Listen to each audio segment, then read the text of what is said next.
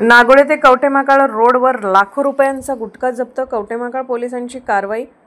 नागोडे ते कवटेमहाकाळ रोडवर अवैधरित्या गुटखा वाहतूक करणाऱ्या टेम्पोसह तब्बल 23,39,000 रुपये किमतीचा विमल व रजनीगंधा पान मसाला असा मुद्देमाल कवटेमहाकाळ पोलिसांनी जप्त केलाय।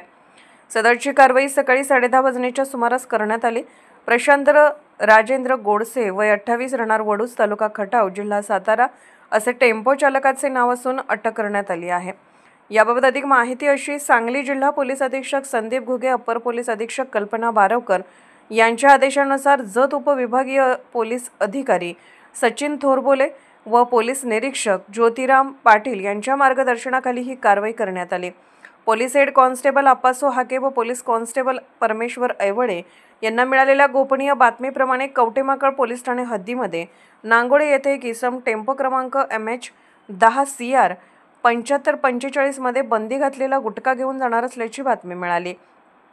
त्यानुसार तपासणी दरम्यान टेम्पोमध्ये पोत्यामध्ये भरलेला विमल व रजनीगंधा पान मसाला आढळून आला।